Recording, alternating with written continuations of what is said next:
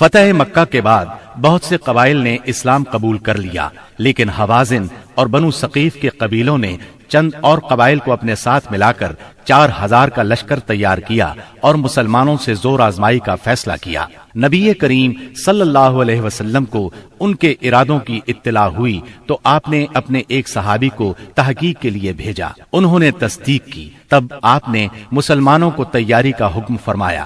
چنانچہ 10,000 مدنی اور 2,000 مکی فوج کا لشکر تیار ہو گیا۔ بعض لوگوں نے لشکر کی کثرت کے پیش نظر کہا، آج ہم مغلوب نہیں ہوں گے۔ یہ بات رسول اللہ صلی اللہ علیہ وسلم پر گراں گزری۔ شام ہوئی تو ایک سوار نے آ کر اطلاع دی کہ بنو حوازن عورتوں، بچوں اور اونٹ بکریوں سمیت نکلے ہیں۔ آپ یہ سن کر مسکرائے اور فرمایا، یہ کل انشاءاللہ مسلمانوں کا مال غنیمت ہوگا۔ 10 شوال 8 ہجری کی رات رسول اللہ صلی اللہ علیہ وسلم حنین پہنچے۔ وادی حنین مکہ معظمہ سے 30 میل دور واقع ہے۔ آپ نے وادی میں داخل ہونے سے پہلے سحر کے وقت لشکر کو ترتیب دیا۔ مہاجرین کا پرچم علی بن ابی طالب کو دیا، اوس کا پرچم اسید بن حضیر رضی اللہ عنہ کو، اور خزرج کا پرچم حباب بن منذر کو، اور کچھ دوسرے پرچم دوسرے قبائل کو دیے۔ 2 زرہیں پہنی، سر اور چہرے پر خود رکھا۔ اس کے بعد ہراول دستے نے وادی میں اترنا شروع کیا۔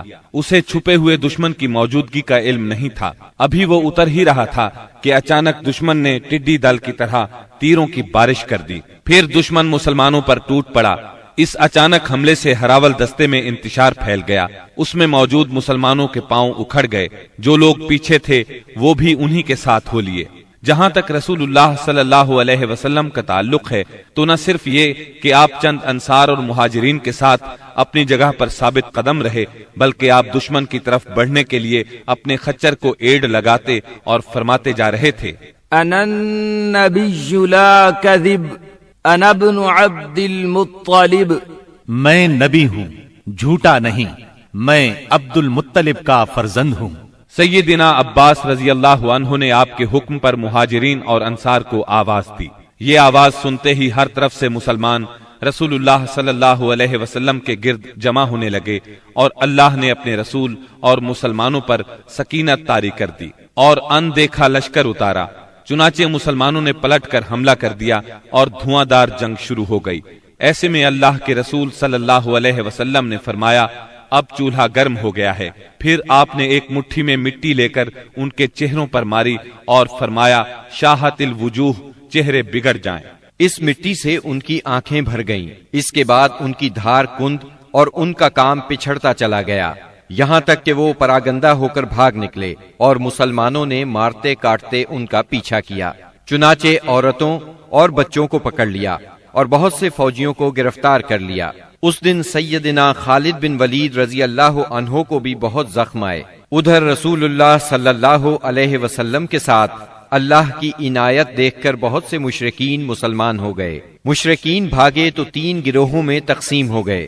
سب سے بڑا گروہ طائف کی طرف بھاگا، دوسرے گروہ نے نخلا کا رخ کیا، اور تیسرے گروہ نے اوتاس میں مورچہ بندی کی۔ آپ نے اوتاس میں ابو موسیٰ اشعری رضی اللہ عنہ کے چچا ابو عامر اشعری رضی اللہ عنہ کو صحابہ کی ایک جماعت کے ساتھ بھیجا۔ انہوں نے دشمنوں کو مار کاٹ اور بھگا کر سارے مال غنیمت پر قبضہ کر لیا۔ البتہ ابو عامر اشعری رضی اللہ عنہ خود اس معرکے میں شہید ہو گئے، اور ان کی جگہ ابو موسیٰ اشعری رضی اللہ عنہ نے سنبھالی اور کامیاب و کامران لوٹے۔ دوسری طرف مسلمانوں کی ایک جماعت نے نخلا بھاگنے والوں کا تعاقب کیا، درید بن سما کو جا پکڑا اور اسے قتل کر دیا۔ رسول اللہ صلی اللہ علیہ وسلم نے مال غنیمت اور قیدیوں کو جمع کرنے کا حکم دیا۔ اس کی کل تعداد یہ تھی، اونٹ قریباً 24,000، بکریاں 40,000 سے زیادہ، چاندی 4,000 اوقیہ یعنی 1,60,000 درہم، عورتیں اور بچے 6,000۔ ان سب کو جیرانہ میں جمع کر کے سیدنا مسعود بن عمرو غفاری رضی اللہ عنہ کو ان کا نگران مقرر فرمایا۔ اس کے بعد آپ نے طائف کی طرف توجہ فرمائی۔ آپ خود اس سمت میں بڑھے۔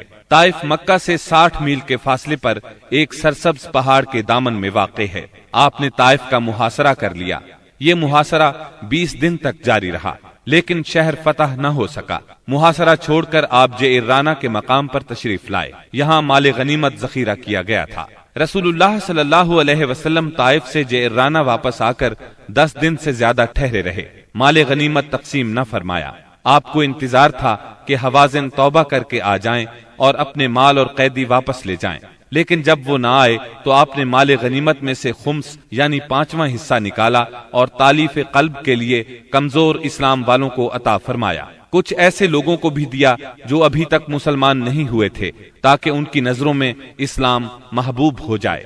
انصار کو رسول اللہ صلی اللہ علیہ وسلم کے اس فعل پر حیرت ہوئی کہ آپ نے تالیف قلوب کی خاطر اندازے سے بڑھ کر عطیے دیے اور انصار کو کچھ نہ دیا۔ چنانچہ بعض انصار نے کہا، یہ کیسی تعجب کی بات ہے کہ آپ قریش کو دے رہے ہیں اور ہمیں چھوڑ رہے ہیں، حالانکہ ہماری تلواروں سے ان کا خون ٹپک رہا ہے۔ یہ بات انصار کے رئیس سیدنا سعد بن عبادہ رضی اللہ عنہ نے آپ تک پہنچائی۔ آپ نے صرف انصار کو جمع فرمایا، اللہ کی حمد و ثنا کی، پھر اللہ نے آپ پر جو احسان کیا تھا اس کا ذکر کیا۔ اس کے بعد فرمایا، انصار کے لوگوں، تم اپنے جی میں دنیا کی ایک حقیر سی گھاس کے لیے ناراض ہو گئے۔ اس کے ذریعے سے میں نے لوگوں کا دل جوڑا تھا تاکہ وہ مسلمان ہو جائیں، اور تمہیں تمہارے اسلام کے حوالے کر دیا تھا۔ اے انصار، کیا تم اس سے راضی نہیں کہ لوگ اونٹ بکریاں لے جائیں اور تم رسول اللہ صلی اللہ علیہ وسلم کو لے کر اپنے ڈیروں پر جاؤ؟ اس ذات کی قسم جس کے ہاتھ میں محمد کی جان ہے، اگر ہجرت نہ ہوتی تو میں بھی انصار کا ایک فرد ہوتا، اور اگر سارے لوگ ایک راہ چلیں اور انصار دوسری راہ تو میں بھی انصار ہی کی راہ چلوں گا۔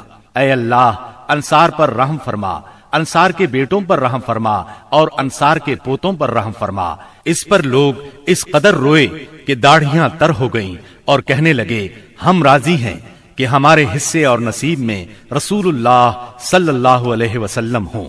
اس کے بعد رسول اللہ صلی اللہ علیہ وسلم واپس آ گئے اور انصار بھی واپس ہو گئے۔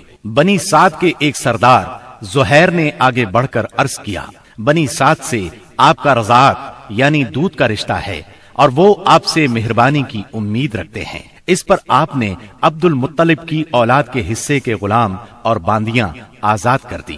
جب مسلمانوں کو اس کا علم ہوا تو انہوں نے بھی ایسا ہی کیا۔ اس طرح 6000 قیدیوں کو رہائی مل گئی۔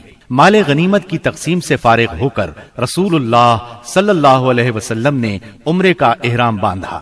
یہی عمرہ جعرانہ ہے۔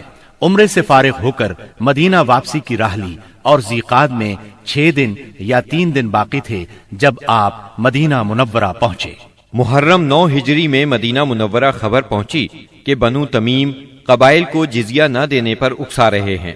رسول اللہ صلی اللہ علیہ وسلم نے عیینہ بن حصن فزاری کی قیادت میں 50 سواروں کا ایک دستہ بھیجا۔ انہوں نے صحرا میں حملہ کر کے ان کے 11 آدمی، 21 عورتیں اور بچے گرفتار کر لیے اور انہیں مدینہ لے آئے۔ اس کے بعد بنو تمیم کے 10 سردار آئے اور شاعری اور خطابت کے مقابلے کی خواہش ظاہر کی۔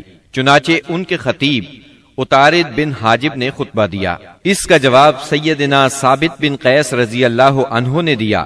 پھر ان کے شاعر زبرقان بن بدر نے اشعار کہے۔ جواب میں سیدنا حسان بن ثابت رضی اللہ عنہ نے اپنے اشعار پیش کیے۔ انہوں نے اسلام کے خطیب اور شاعر کی فضیلت کا اعتراف کیا اور مسلمان ہو گئے۔ رسول اللہ صلی اللہ علیہ وسلم نے ان کے قیدی واپس کر دیے اور انہیں بہترین تحائف سے نوازا۔